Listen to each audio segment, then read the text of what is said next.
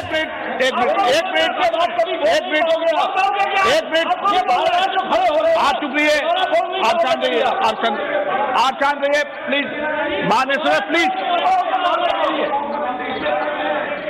Please please please please एक minute चुप रहिए आप भी। माननीय सदस्य आप चुप रहिए, आपको किसने इजाजत दी? बैठिए। माननीय सदस्यगण, मैंने सभी माननीय सदस्यों को पर्याप्त समय पर्याप्त अवसर दिया है, लेकिन माननीय सदस्य आपने जब बोला तो मैंने कहा कि कोई भी इस सदन में नेता बोल रहे हैं, कोई टिप्पणी टिप्पणी करेंगे, लेकिन आज आप ये उचित व्यवहार नहीं है। सदन के नेता बोल रहे हैं, सदन की गरिमा को बनाए रखें, ये मेरा आपसे आग्रह है। आपको मैं बोलने का मौका दूंगा।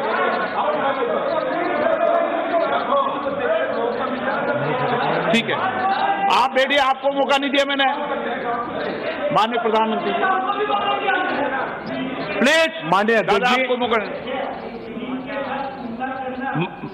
माननीय सदस्य प्लीज, माननीय आप समझेंगे, समझाएंगे, आप पूरा सुनो, सब समझाएंगे।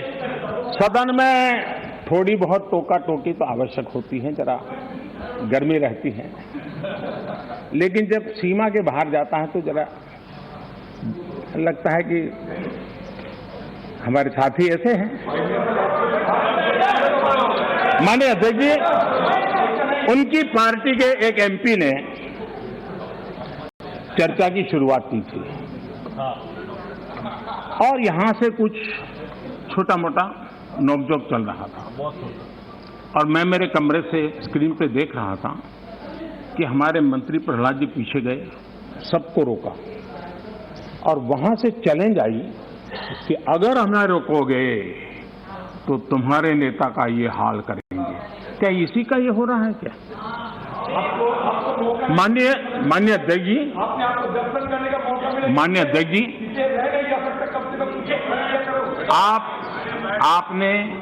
आपको अब हर एक को अपना सीआर सुधारने की कोशिश तो करनी चाहिए और मैं मानता हूं जितना किया है उससे आपका सीआर ठीक हो गया है। जिन लोगों को रजिस्टर करना है आपके इस पराक्रम को कर लिया है जी, ज्यादा क्यों कर रहे हो? इस सत्र में तो कोई आपको नहीं निकालेगा, विश्वास करो।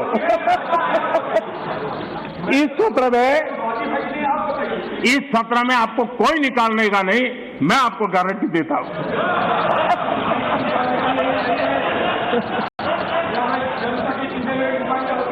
ठीक है, इस जगह से अरे वे ऐसे ही बच गए हो।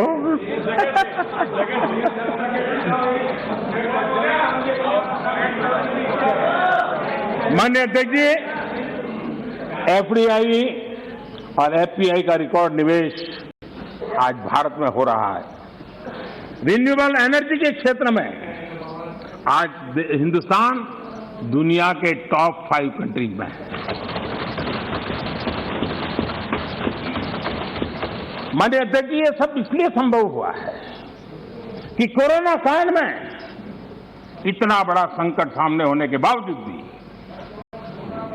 अपने कर्तव्य को निभाते हुए इस संकट के काल में देश को बचाना है तो रिफॉर्म जरूरी थी और हमने वो जो रिफॉर्म किए उसका परिणाम है कि आज हम इस तरीके से स्थिति पर आगे पहुंचे। माननीय अध्यक्ष जी, एमएसएमई सदस्य प्लीज सहित आप बैठिए। उद्योग को गलत तरीका है आपका, जरूरी सपोर्ट दी, बैठिए, ऐसे नहीं चलेगा। नियमों को, प्रक्रियाओं को सरल किया। आत्मनिर्भर भारत का जो मिशन है उसको हमने चरितार्थ करने के लिए भरपूर कोशिश की। ये सारी उपलब्धियां ऐसे हालत में देश ने हासिल की हैं जब अंतर्राष्ट्रीय स्तर पर आर्थिक जगत में बहुत बड़ी उथल पाथल आज भी चल रही है। सप्लाई चेन पूरी तरह चरमरा गई है। लॉजिस्टिक सपोर्ट में अनेक संकट पैदा हुए हैं। दुनिया में सप्लाई चेन की वजह से केमिकल फर्टिलाइजर पर कितना बड़ा संकट आया है और भारत आयात करने पर डिपेंडेंट है। कितना बड़ा आर्थिक बोझ देश पर आया है, पूरी विश्व में हालत पैदा हुई है, लेकिन भारत ने किसानों को इस पीड़ा झेलने के लिए मजबूर नहीं किया। भारत ने वो सारा बोझ देश ने अपने कंधों पर उठाया और किसान को ट्रांसफर नहीं होने दिया है। भारत ने फर्टिलाइजर की सप्लाई को भी निरंतर जारी रखा है। कोरोना के संकट काल में भारत ने अपनी खेती को, अपने छोटे किसानों को संकट से बाहर निकालने के लिए बड़े फैसले लिए। मैं कभी कभी सोचता हूं, जो लोग जड़ों से कटे हुए लोग हैं, 2-2, 4-4 पीढ़ी से महलों में बैठने की आदत हो गई है, वो देश के छोटे किसानों की क्या समस्या है वो समझ ही नहीं पाए। उनके अगल बगल में जिन किसानों की उनकी पहुंच थी, उससे आगे देख नहीं पाए हैं। और मैं कभी ऐसे लोगों को पूछना चाहता हूं कि छोटे किसानों के प्रति आपकी इतनी नफरत क्यों है? क्या आप छोटे किसानों के कल्याण के लिए आप रोड़े अटकाते रहते हो? छोटे किसानों को इस संकट में डालते हो। माननीय अध्यक्ष जी, अगर गरीबी से मुक्ति चाहिए तो हमें हमारे छोटे किसानों को मजबूत बनाना होगा। ग्रामीण अर्थव्यवस्था को मजबूत बनाना है तो हमारे छोटे किसानों को मजबूत बनाना होगा। अगर हमारा छोटा किसान मजबूत होता है, छोटी सी जमीन होगी, 2 हेक्टेयर की भूमि होगी, तो भी उसको आधुनिक करने का वो प्रयास करेगा, नया सीखने का प्रयास करेगा, और उसकी ताकत आएगी तो देश की अर्थरचना को भी ताकत मिलेगी। और इसलिए आधुनिकता के लिए छोटे किसानों की तरफ ध्यान देने का हमारा प्रयास है। लेकिन छोटे किसानों के प्रति जिन लोगों के मन में नफरत है, जिन्होंने छोटे किसानों के दुख दर्द नहीं जाना है, उनको किसानों के नाम पर अपनी राजनीति करने का कोई हक नहीं बनता है। माननीय अध्यक्ष जी, इस बात को हमें समझना होगा, सैकड़ों वर्षों का गुलामी कालखंड, उसकी जो मानसिकता है वो आजादी के 75 साल के बाद भी कुछ लोग बदल नहीं पाए। ये गुलामी की मानसिकता किसी भी राष्ट्र की प्रगति के लिए बहुत बड़ा संकट होती है। लेकिन माननीय अध्यक्ष जी, आज देश का मैं चित्र देखता हूं, एक ऐसा समुदाय, एक ऐसा वर्ग है, आज भी वो गुलामी की मानसिकता में जीता है। आज भी 19वीं सदी के काम, उस सोच, उसी में जकड़ा हुआ है। और 20वीं सदी के जो कानून है, वही कानून उसको कानून लगते हैं। माननीय अध्यक्ष जी, गुलामी की मानसिकता, इन 19वीं सदी का रहन सहन, 20वीं सदी के कानून 21वीं सदी की आकांक्षाएं पूरी नहीं कर सकते। 21वीं सदी के अनुकूल हमें बदलाव बहुत जरूरी है। माननीय अध्यक्ष जी, जिस बदलाव को हमने अस्वीकार किया, उसका परिणाम क्या है? फ्रेट कॉरिडोर, इतने मनोमंथन के बाद, कई वर्षों तक उसके बाद योजना बनी, 2006 में प्लानिंग, 2006 से 2014 तक का उसका हाल देखिए। 2014 के बाद उसकी तेजी आई। यूपी में सरयू नहर परियोजना 70 के दशक में शुरू हुई, 70 दशक में, और उसकी लागत 100 गुना बढ़ गई। हमारे आने के बाद हमने उस काम को पूरा किया। ये कैसी सोच है, क्या तरीके हैं? यूपी का अर्जुन डैम परियोजना 2009 में शुरू हुई, 2017 तक 1/3 खर्चा हुआ। हमने इतने कम समय में इसको पूर्ण कर दिया। अगर कांग्रेस के पास इतनी सत्ता थी, इतने सालों तक सत्ता थी, तो 4 धाम को वो ऑल वेदर सड़कों में परिवर्तित कर सकते थे, जोड़ सकते थे। लेकिन नहीं किया। वाटरवे, सारी दुनिया वाटरवे का समर्थन है। हमारा ही देश था कि हमने वाटरवे को नकार दिया। आज हमारी सरकार को वाटरवे पे काम करना रहा है। पुराने अप्रोच से गोरखपुर के कारखाना बंद होता था, हमारे अप्रोच से गोरखपुर का फर्टिलाइजर का कारखाना शुरू होता है। माननीय अध्यक्ष जी, ये लोग ऐसे हैं जो जमीन से कटे हुए हैं, उसके कारण उनके लिए फाइल की मूवमेंट, फाइल में सिग्नेचर करके कौन अगला मुलाकात आएगा उसी के इंतजार में जो रहते हैं। आपके लिए फाइल सब कुछ है, हमारे लिए 130 करोड़ देशवासियों का लाइफ महत्वपूर्ण है। आप फाइल में खोए रहे, हम लाइफ बदलने के लिए जी जान से जुटे हुए लोग। आज उसी का परिणाम है प्रधानमंत्री गति शक्ति मास्टर प्लान। एक होलिस्टिक अप्रोच, टुकड़ों में नहीं। एक आधा काम वहां रहा है, रोड बन रहा है, फिर बिजली वाला आकर के खुदाई करता है, वो ठीक होता है, फिर पानी वाला आकर के खुदाई करता है।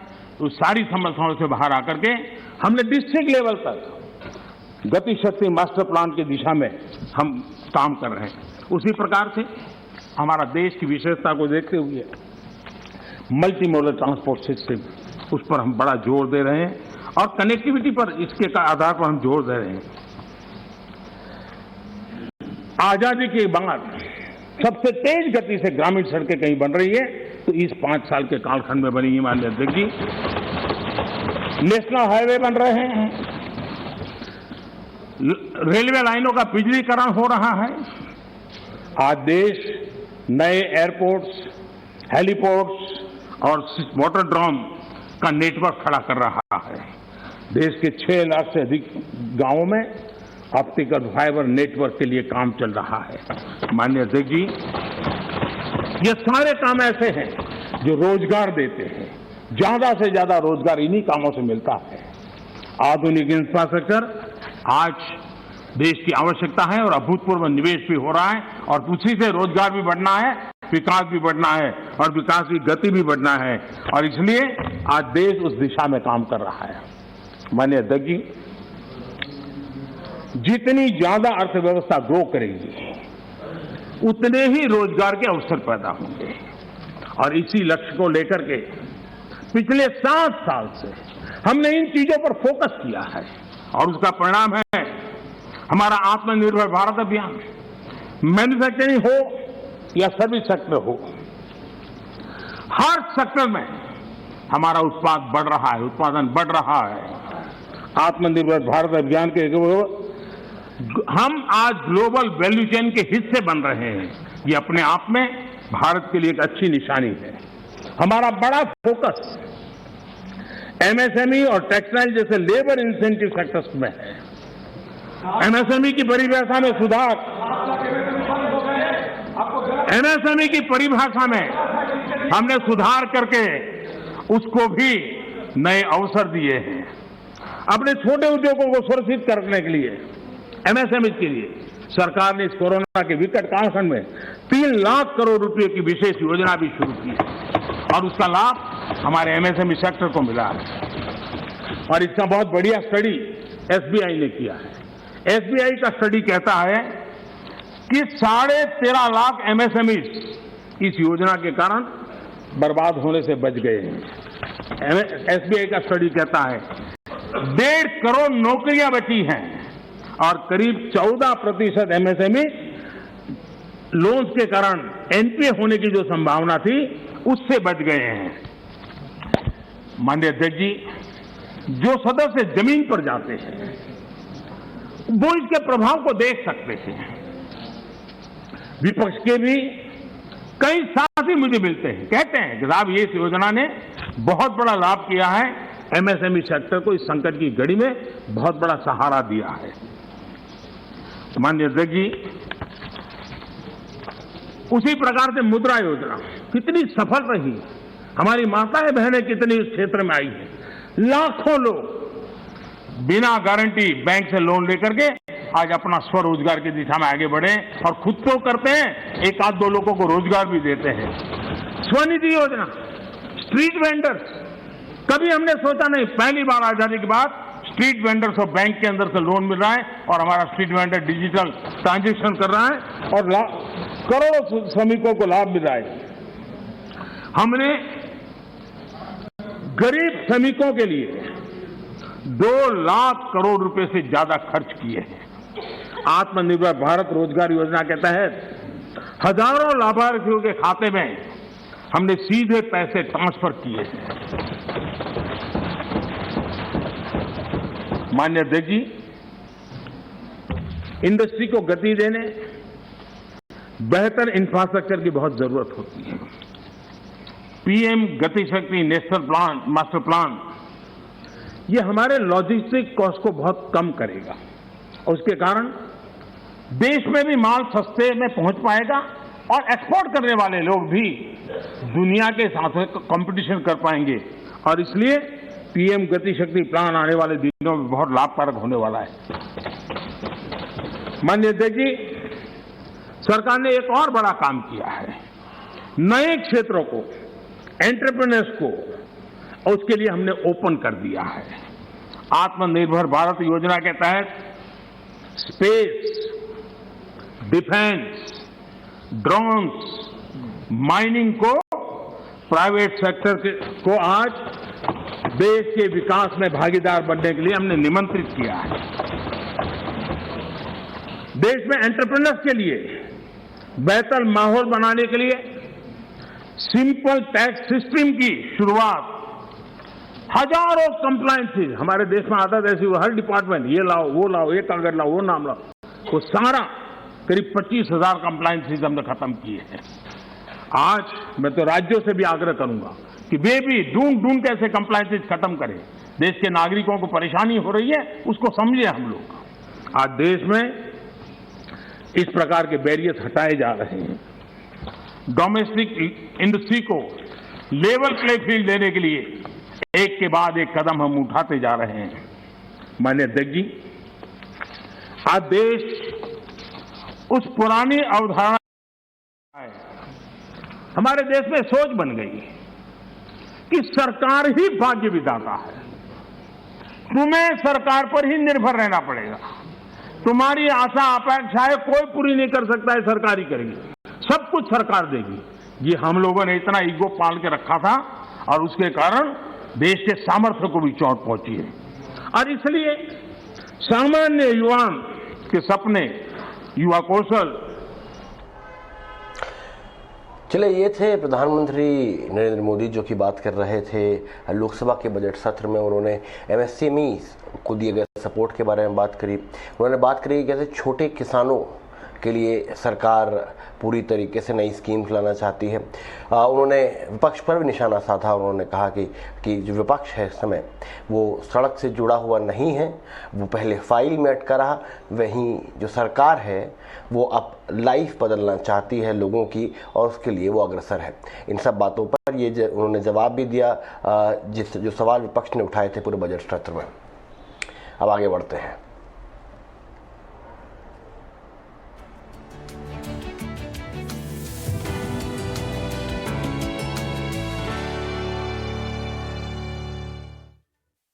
हाँ, चलिए, आप अक्सर जब हॉलीवुड फिल्म्स देखते हैं तो उनके विजुअल इफेक्ट्स देख के हमारे रोंगटे खड़े हो जाते हैं और हम हर बार सवाल पूछते हैं कि कब वो समय आएगा जब हिंदुस्तान में इस तरीके की फिल्में बनेंगी, इस तरीके की विजुअल इफेक्ट्स का इस्तेमाल होगा, इस तरीके के वीएफएक्स होंगे, ग्राफिक्स होंगे। अगर मैं आपको कहूँ कि बड़ी बड़ी और 5 अकेडमी अवार्ड फिल्मों के विजुअल इफेक्ट करने वाली कोई और कंपनी नहीं बल्कि हिंदुस्तान की कंपनी है, अंधेरी से शुरू हुई कंपनी है, तो आप क्या कहेंगे जी? DNEG जो कि प्राइम फोकस भी है, जिसको नमित मल्होत्रा चलाते हैं, वही कंपनी है जिसने अवतार, अभी अकेडमी अवार्ड नॉमिनेटेड ड्यून और उससे पहले कि कई सारी फिल्में जैसे कि टेनेट और बहुत बड़ी बड़ी फिल्मों में विजुअल इफेक्ट लिए हैं। क्या कहानी है DNEG की? ये सब हम नमित से खुद ही जानते हैं। नमित, बहुत बहुत शुक्रिया हमसे बात करने के लिए।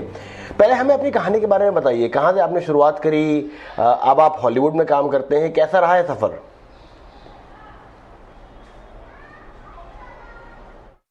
तो ये कहानी मैं तीसरा जनरेशन हूँ इस इंडस्ट्री में।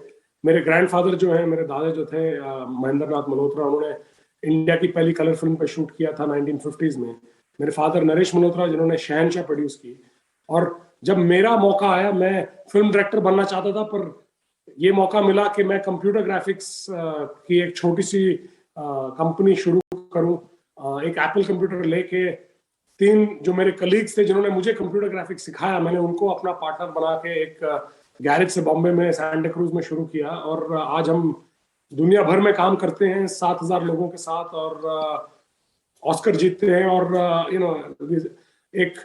एक बड़ा हमने एक अपॉर्चुनिटी क्रिएट किया है हमारे लोगों के लिए और हमारे देश के लिए, कि आज हम गर्व से कह सकते हैं कि हम सिर्फ हिंदुस्तान नहीं पर दुनिया भर की बेस्ट फिल्मों में और बेस्ट फिल्म मेकर्स के साथ ये काम आज बड़े कॉन्फिडेंस के साथ कर रहे हैं। नमित, ये हॉलीवुड की शुरुआत कहाँ से हुई? कौन सी पहली फिल्म थी जो आपने वहाँ बनाई, और कैसे बॉलीवुड से हॉलीवुड तक का जो आपने सफ़र तय किया है? जो आप कह रहे हैं कि आपने शुरुआत मुंबई में करी थी, अंधेरी में करी थी, सांता क्रूज में करी थी, वहाँ से आप कैसे आगे बढ़े? तो 2006 और 7 में मेरा ये दिल था कि जिस तरह आईटी सर्विसेज की कंपनियों ने अमेरिका और इंडिया के साथ एक कनेक्शन बनाया है, उसी तरह हमारी 100 साल की एक हिस्ट्री है हॉलीवुड की, बॉलीवुड की, और इनको साथ काम कराने का एक जो जिम्मा था मैंने अपने सिर पे लिया कि ये एक अगर हम कर लें तो बहुत इंटरेस्टिंग और एक नया एक अपॉर्चुनिटी क्रिएट होएगा। हमारी किस्मत अच्छी थी, हमें जेम्स कैमरन की एवेटार पिक्चर पे काम करने का मौका मिला, जिससे हमारा काफी कॉन्फिडेंस और हमारा एक रिकग्निशन हमको मिली, जिससे और उसके बाद हम आगे बढ़ते गए और ये ये एक कॉन्फिडेंस बढ़ता गया हॉलीवुड के लोगों में हमारे साथ एज अ कंपनी काम करने के। अकेडमी अवार्ड्स के बारे में कुछ बताएं नमित। हमें ये एक सपना रहता है हर फिल्म मेकर का, और मैं तो दुनिया भर के फिल्म मेकर्स की बात कर रहा हूँ। जब हम बात करते हैं कि बड़े बड़े फिल्म मेकर्स हैं वो अकेडमी अवार्ड लेना चाहते हैं, आपको पहला अकेडमी अवार्ड कौन सा मिला? और अब तो करीब 5 या 6 आपकी झोली में हैं, तो किस तरीके से वो पूरा एक्सपीरियंस रहा, उसके बारे में बताएं जरा। ये सोचना ऐसा बहुत अच्छी बात है, पर ये किसी को कब मिले कोई जानता नहीं इस बात के बारे में। हमारे पास टोटली 6 अकेडमी अवार्ड है। 5 अकेडमी अवार्ड लास्ट 7 सालों में हमने जीते हैं, जो एक अपने अंदर एक बहुत बड़ा एक बेंचमार्क है, जो आज मैं ये सोचता हूँ कि ऐसी कोई कंपनी दुनिया में नहीं, या ऐसे कोई जगह नहीं जिन्हें 5 ऑस्कर से सम्मानित किया गया लास्ट 7 सालों में। और इस साल भी हमारे पास 4 और 5 नॉमिनेशंस हैं इस चीज को लेके। तो ये एक बहुत ही एक्साइटिंग चीज है। क्रिस्टोफर नोलन जो दुनिया के एक सर्वश्रेष्ठ डायरेक्टर्स में उनका नाम आता है, और मैं पर्सनली उनका बहुत बड़ा फैन हूँ। उनकी काफी पिक्चरों पे हमने ऑस्कर्स जीते हैं। इंटरस्टेलर पे जब हमने ये ऑस्कर जीता 2015 में, तो हमारे लिए बहुत बड़ी बात थी। मेरे एक फेवरेट फिल्म मेकर हैं, उनकी एक इतनी अद्भुत और एक इतनी यूनिक पिक्चर के लिए हमें सम्मानित किया गया, जिसके लिए हमने नई टेक्नोलॉजी क्रिएट की थी। ये हर तरफ हमारे लिए बहुत बड़ी बात थी, और इस बात का उसके बाद हमने 4 और 4 पिछले और पे ऑस्कर जीता है। नमित, हम अक्सर, मैंने पूरे बुलेटिन की शुरुआत भी इसी बात से करी थी कि कैसे हम ये सोचते हैं कि हॉलीवुड में इतने अच्छे जो ग्राफिक्स हैं, बॉलीवुड में वो बात नहीं है। क्या कारण है इसके पीछे कि आपको तो एक आर्ट भी आता है, आप खुद ही यहीं से हैं, क्यों, और आप बॉलीवुड से जुड़े भी हुए हैं, क्यों अभी तक बॉलीवुड में इस तरीके के वीएफएक्स, इस तरह ग्राफिक्स नहीं आए हैं? ये मैं हमेशा इस बात का, क्योंकि मैं खुद फिल्म इंडस्ट्री का हूं, तो मैं इस बात को हमेशा हमारे फिल्म के जितने प्रोड्यूसर्स हैं, डायरेक्टर्स हैं, उनसे बात करता हूं। और ये थोड़ा सोचने के बाद ये समझ में आया कि 1975 और 77 के आसपास जब हॉलीवुड और बॉलीवुड में 2 बहुत बड़ी पिक्चरें बनी थी। एक थी हिंदुस्तान की थी शोले, और हॉलीवुड की थी स्टार वॉर्स, जो जॉर्ज लूकस ने बनाई थी। उसके बाद हॉलीवुड ने उस स्टार वॉर्स को देख के ऐसी बहुत और पिक्चरें बनाई जिसके ऊपर विजुअल इफेक्ट्स और स्पेशल इफेक्ट्स का काफी योगदान रहा। हिंदुस्तान में हमने लेकिन थोड़ा अलग ट्रैक लेके हमने थोड़ी फैमिली रोमांटिक फिल्म्स और इस तरह के सब्जेक्ट्स को ज्यादा इंपॉर्टेंस दिया, जिसकी वजह से हमारा डेवलपमेंट उस एरिया में थोड़ा पीछे रह गया।